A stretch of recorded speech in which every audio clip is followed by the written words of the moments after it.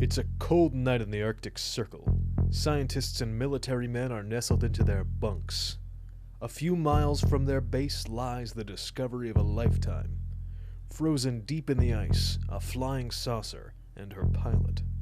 An alien creature, different from you or I. A thing whose sole interest is survival.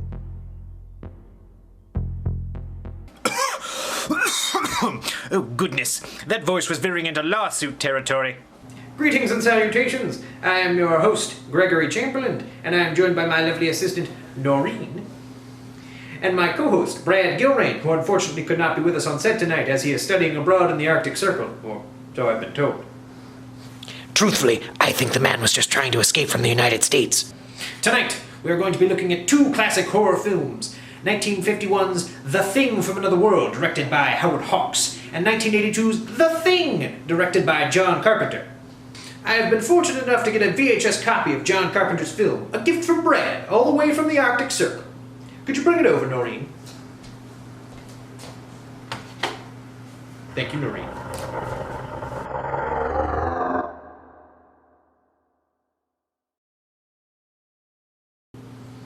Noreen, could you get the flamethrower? Noreen? We have something of a problem here, Noreen. One that should be solved with a flamethrower.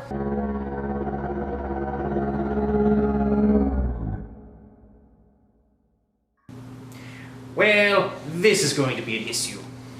While we get things sorted here on the set, let's cut to Brad to talk about the films. Brad, over to you. Jesus, Greg, are you trying to get the FBI on my tail? Wait, we're live. Hi there, I'm Brad, and I'm going to be doing the bulk of tonight's film analysis.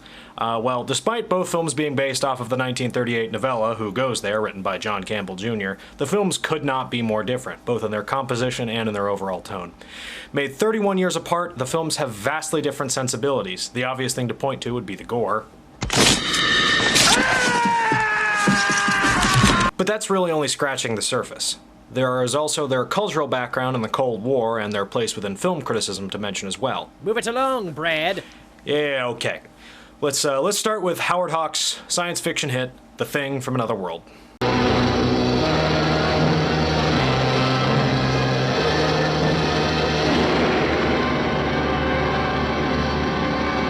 Okay, let's get started.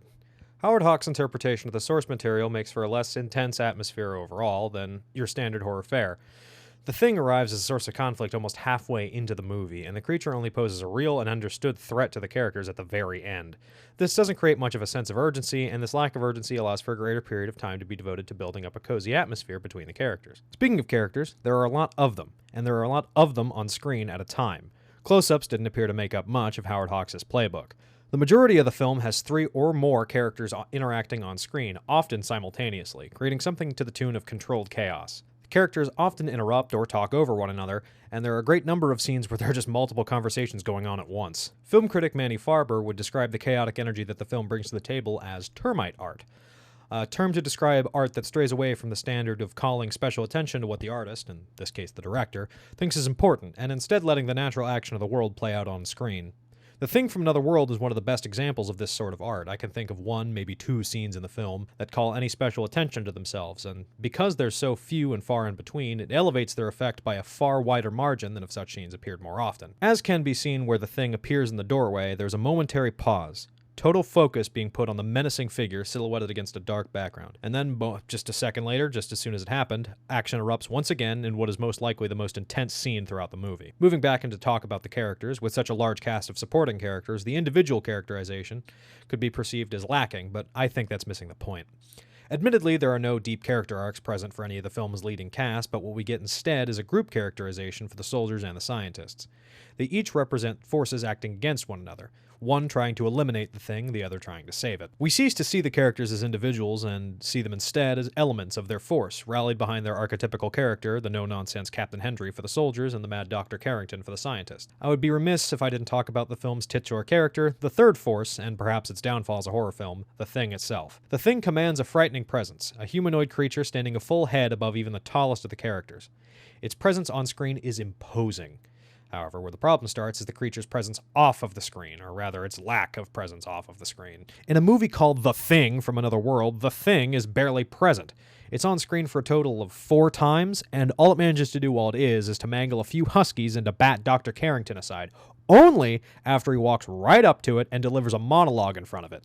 It spooks one of the soldiers from off-screen, clunks another one on the head totally off-screen, and kills 2 of the scientists in a supposedly gruesome manner, but that's never once shown to the audience in any capacity and is only mentioned by the other characters.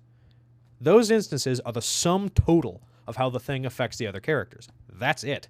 The soldiers are concerned with killing it, sure, but they treat it more like a wolf that's prowling around outside of the building rather than some terrifying extraterrestrial creature. The character's nonchalant attitude that pervades the film, paired with the absent on-screen lethality of the Thing, absolutely kills any chance for the audience to feel any sense of danger surrounding the characters and thusly, any chance for tension. I'm going to get a little bold here, so bear with me.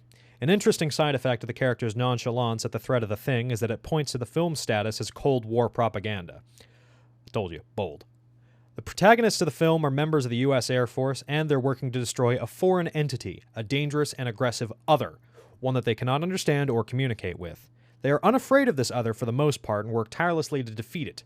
There's no dissent from any of the soldiers working to defeat the creature. The only dissent comes from Dr. Carrington, a man whose appearance is distinctly Russian compared to the other men.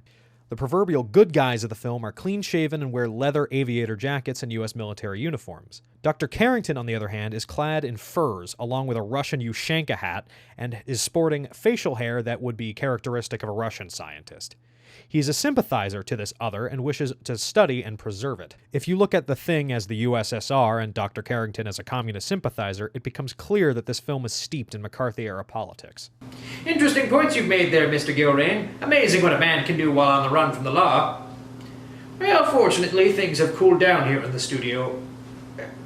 Well, truthfully, that may have been a poor choice of words considering the fact that we had to incinerate Noreen. It appears that she had been infected by some sort of foreign ailment, the sort that can only be remedied by the intense blaze of a U.S. manufacturer M2 flamethrower. Fortune smiles upon us here on the show, however, as we were able to get Noreen's identical twin sister Doreen on the show tonight as a replacement. I have a sneaking suspicion that the mysterious ailment has something to do with that infected tape Brad sent.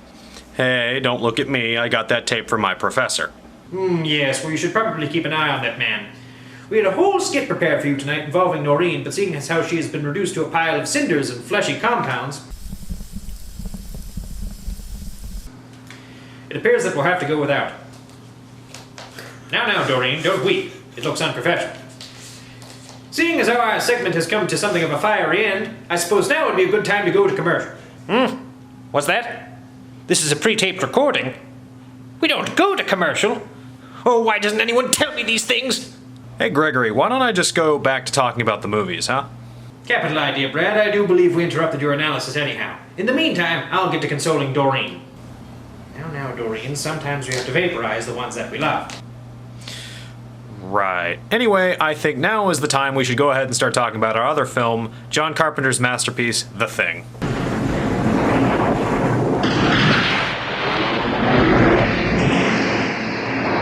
Alright, let's make something clear here. John Carpenter's film is much more in line with modern horror sensibilities. This is a movie that is trying to scare you, and it has no 50s Hollywood censorship laws to get in the way. In addition to some of the most intense practical gore effects in the history of cinema, the film puts a great deal of effort into creating its atmosphere. The Thing puts you in the place of its characters, lonely and afraid, paranoid and scared of your fellow man, afraid of what he might be or what he might do. The premise that the Thing can perfectly imitate other creatures ensures that no one feels safe at any point, not any of the characters and not the audience. Your favorite character might already be an imitation and you would have no way of knowing. They could be a hideous monstrosity and you'd be none the wiser. Your lovely film critic might be a monster in disguise. Anyway. The Thing makes its first monstrous appearance around a quarter of the way into the movie in a particularly horrific display of its completely foreign and alien nature. This scene is especially important to establishing the tone of the film going forward. It does so by showcasing the Thing's capabilities as a shapeshifter, where it turns from the husky into whatever the hell this thing is. The scene that follows it, however, is absolutely integral to the premise of the film. Blair asking Clark how long he spent with the creature while it was disguised as the husky sets up the implication that Clark might be infected. This is the point in the film where it is fully established that we can no longer trust that the characters are who they say they are. The interactions between the characters from this point forward become more and more antagonistic as the paranoia sets in. What makes this work within the film is the realistic attitudes of the characters in the setting. None of the characters fall into predictable tropes that let the audience know what they're going to do before they do it. In other films, this sort of thing ruins any kind of tension that was previously built. If you know a character is the mad scientist, you know that he's going to do something kooky that gets the rest of the characters killed. The nihilistic attitude that begins to set in amongst the characters allows us to identify with their hopeless struggle against an insurmountable cosmic threat. The Thing, like its 1951 predecessor, was greatly influenced by its background coming out of the United States during the Cold War. However, coming 30 years after Hawks' film, the context of the conflict is vastly different. Long gone are the days of the McCarthy era. Now we're in a timeline that comes after the uproarious paranoia of the Cuban Missile Crisis, an era that has lived under the constant threat of nuclear annihilation. This film isn't an allegory for propaganda. This film is representative of the fear instilled into the hearts of the world, living in times where nuclear bombs could drop at any time, and that would be the end of your existence as well as society as we know it. This bleak possibility of apocalypse is the exact tone that Carpenter conveyed throughout the film. The paranoia of the characters is an easy connection to make here, but the real meat of the comparison comes from the very last scene, the conversation between MacReady and Childs. At this point in the film, the part of the Thing that had been masquerading as Blair has been blown to smithereens, along with the majority of the base, leaving MacReady alone in the cold dark, licking his wounds amongst the embers of the camp. Childs has been absent for the majority of this climactic ending, and then he appears from the darkness like some kind of ghostly apparition. At first, we were relieved to see him alive, but then we, as well as MacReady, recognized the possibility that Childs could also be an imposter. Neither of the men make a move on the other. They sit, the title theme plays, and the film cuts to the burning camp. And then, the title card. We know that no human is going to make it out of this alive. It's far too cold. But there remains the burning question of whether or not Childs is the creature. We get no definitive answer, and this segment is Carpenter's last comment on the futility of our actions.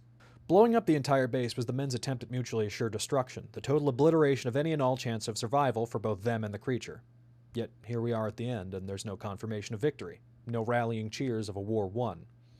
There's only the ashes of their mistakes and the finality of their decisions. I feel so far like I've neglected a key element in the film's success in creating its atmosphere, its setting. The majority of the film is shot in dark, cramped hallways which work to create an atmosphere of claustrophobia. As the film progresses, more and more of the characters die off and it becomes harder and harder to tell who you can trust. This set design, along with the film's setting as an isolated base in the middle of the Antarctic with no method of communication or escape, begins to make it hard to breathe.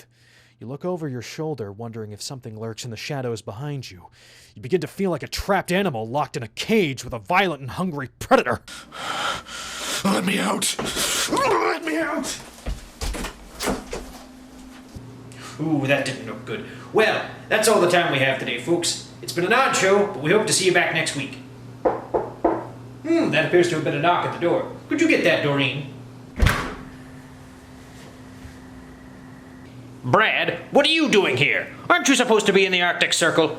I knew it. I knew it was all just a ploy so you could escape justice, and now you're here to kill me for spilling your secrets on television.